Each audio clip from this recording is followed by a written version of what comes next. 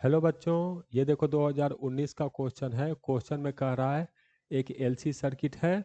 ठीक, एक हम लोग को इस तरह का सिस्टम है जहाँ पर एक इंडक्टर लगा हुआ है, उसके बाद एक कैपेसिटर लगा हुआ है और इसको मैंने एक एसी सोर्स से कनेक्ट कर दिया है।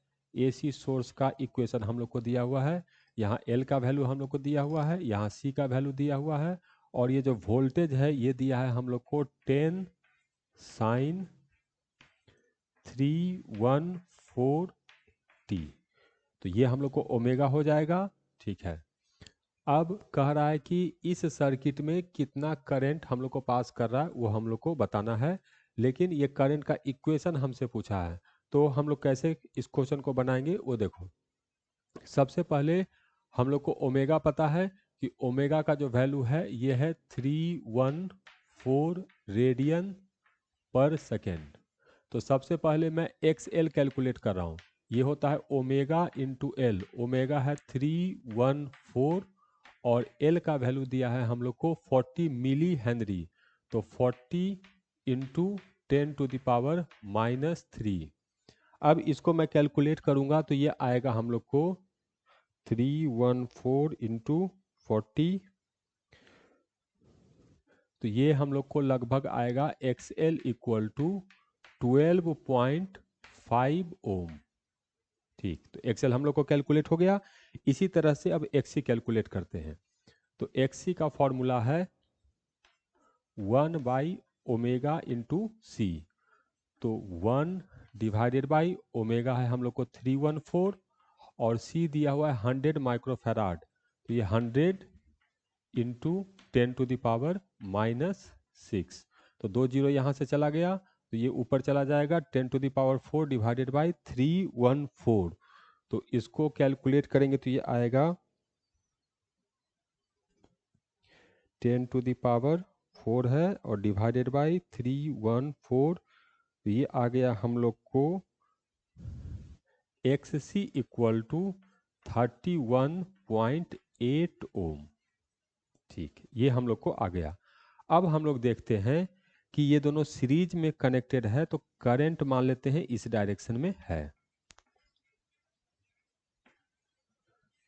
इस डायरेक्शन में करंट मान लिए तो इंडक्टर का जो वोल्टेज होगा वो हम लोग को इधर होगा। इंडक्टर का वोल्टेज करंट से 90 डिग्री आगे होता है और रेसिस्टेंस कितना हम लोग को 12.5।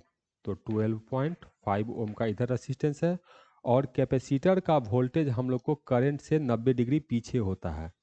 तो ये कैपेसिटर का इधर वोल्टेज हो गया और इसका रेसिस्टेंस है हम लोग को 31.8 ओम। तो अगर मैं इन दोनों का इक्विवेलेंट कैलकुलेट करूंगा तो नीचे ज़्यादा है ऊपर कम है, तो इसका इक्विवेलेंट आएगा हम लोग को नीचे की तरफ। ये आ गया और Z का वैल्यू हो जाएगा 31.8 माइनस 12.5। तो 31.8 माइनस 12.5 ये आ गया हम लोग को 19.3 ओम का रेसिस्टेंस। ठीक, तो हमें बताना है वोल्टेज का इक्वेशन दिया है तो करंट का इक्वेशन बताना है। तो सबसे पहले मैं मैक्सिमम करंट का वैल्यू फाइंड कर लेता हूँ। मैक्सिमम वोल्टेज है 10 और इक्विवेलेंट हम लोग को रेसिस्टेंस आ गया 19.3। तो current I naught equal to हो जाएगा maximum voltage 10 divided by equivalent resistance तो 19.3।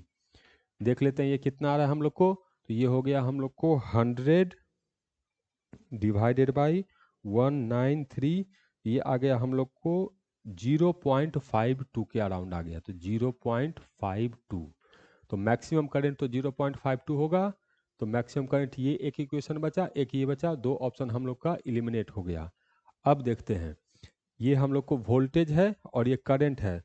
तो इस केस में करंट वोल्टेज से 90 डिग्री आगे है। तो ये अगर वोल्टेज का इक्वेशन है तो करंट का इक्वेशन होगा I equal to maximum current तो 0.52 और जो वोल्टेज का इक्वेशन है इससे 90 डिग्री आगे तो प्लस 90 डिग्री। तो ये साइन 90 प्लस थीटा तो ये प्लस कॉस थीटा होगा। तो I इक्वल टू आ गया 0.52 कॉस 314 इंटू टी। तो करेक्ट आंसर है हम लोग का ए 0.52 cos 314 इंटू टी। इसमें दो तीन जगह कैलकुलेशन है, एक ये कैलकुलेट करने में टाइम लगेगा, एक ये कैलकुलेट करने में टाइम लगेगा, और उसके बाद एक ये कैलकुलेट करने में टाइम लगेगा।